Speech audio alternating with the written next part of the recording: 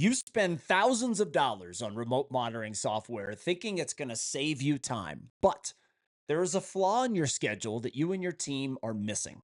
Today, we're going to be talking about this flaw and an action item that will help you gain invaluable insights to it and help you correct it. So, if you're ready, let's go.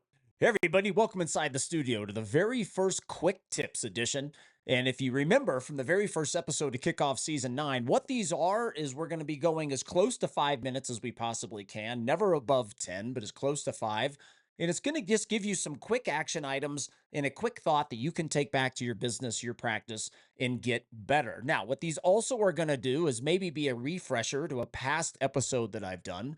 What they also may be is kind of a precursor into a longer episode that I'm going to do in the future. And today is a perfect example of that. I am going to be doing a lot more around AI, remote monitoring, and there are several episodes coming this season and next that are going to be longer, more in-depth episodes about how to maximize your success with remote monitoring.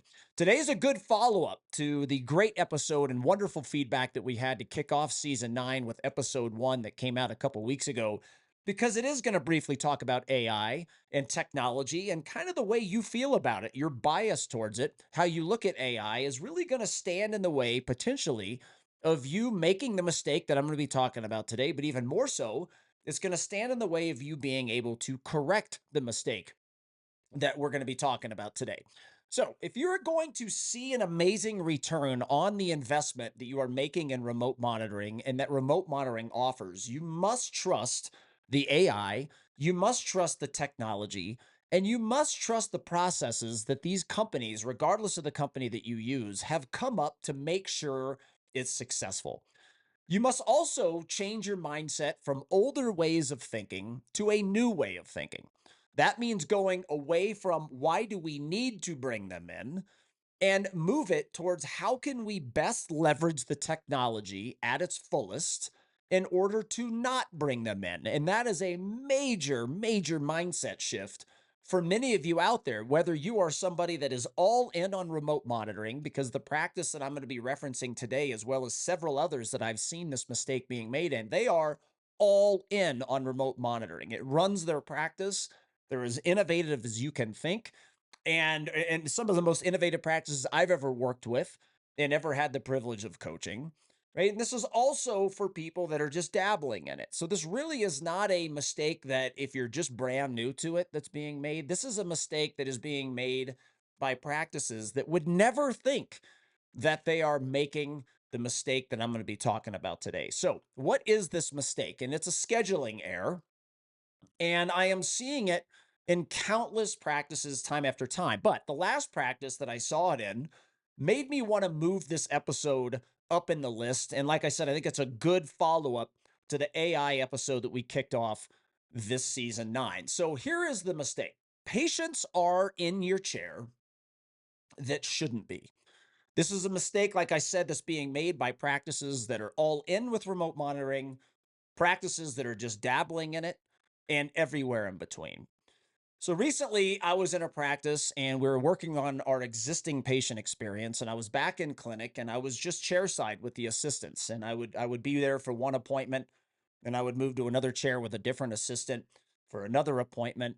And we're in the process of completely changing that job roles. It's always been known in orthodontics and beyond into more of a coaching role. And it is a significant change in job description. And it's all for the better, taking assistance and understanding that their role is not really a clinical assistant. It's just as much a sales, hospitality, verbiage presentation role as a treatment coordinator or receptionist and everybody else in a people first business called orthodontics. Right. So I asked the assistants, and one of the startling things about this is that the assistants, until I bring it up chairside, they are not recognizing, oh, yeah, this patient should not be here.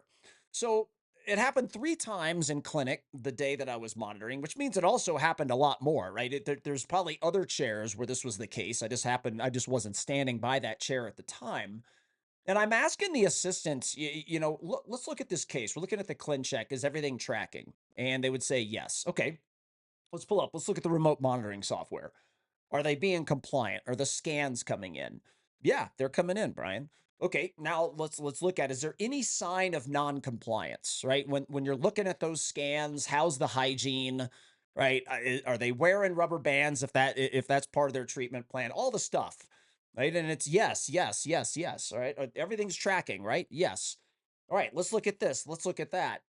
And my question after they're answering yes to all these things is, why are they here? And the assistants would stop and they'd be like, my God, you're right. Like, why are they here? Look, we have a patient that is tracking fine.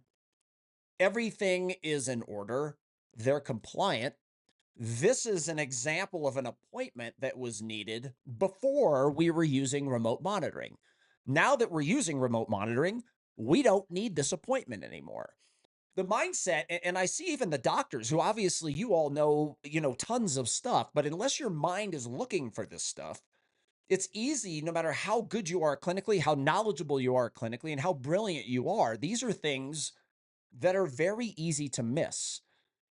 And really, the lesson is you have to trust the AI. If you're using a remote monitoring company that has that, you have to trust, if it doesn't have AI, you still have to trust the technology. Who you have as the remote monitoring coordinator has to be trained to look at the tech and say, how do we not bring them in order to maximize our chair time efficiency, profitability, and really, most importantly, the experience for you, your team, and your patients and customers, right? The fewer times their schedule is disrupted, the better experience it is for them. And the more and more stats come out, it actually enhances compliance. Like this is a false bias, or it's a bias that is false as far as statistics prove, is that the more you bring them in is not going to enhance their compliance. In fact, the stats show that it's going to decrease, or it's going to increase the chances they're going to be non-compliant because you're disrupting their lifestyle. So the action item that I had this practice adopt was, one, talk about it, have it on your mind, because if it's not on your mind, like I brought up chairside, the assistants are not going to realize it.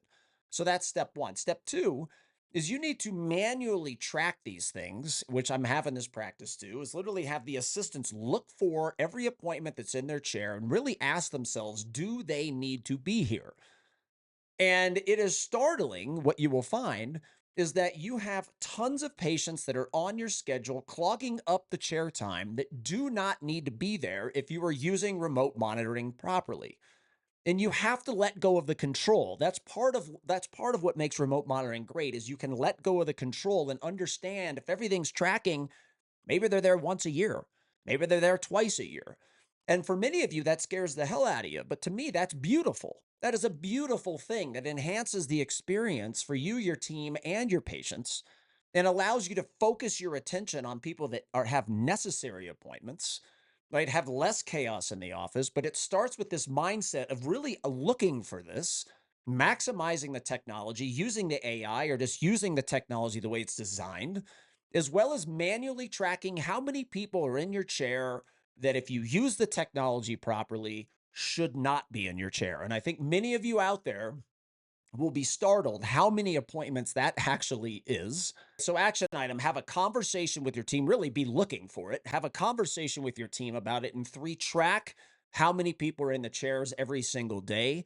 Look at that stat every single month, and then use the remote monitoring technology properly to eliminate and make your schedule more efficient and therefore more profitable. Hope everybody enjoyed this. As always, give us a nice thumbs up on YouTube, make some comments, share with friends, colleagues, anybody wanting to transform life and or business. And if you're listening on the audio experience channels, hope you enjoyed this very first quick tip episode. Leave us a 5-star review on whatever audio experience channel you listen to. Until next time, we'll see you back soon.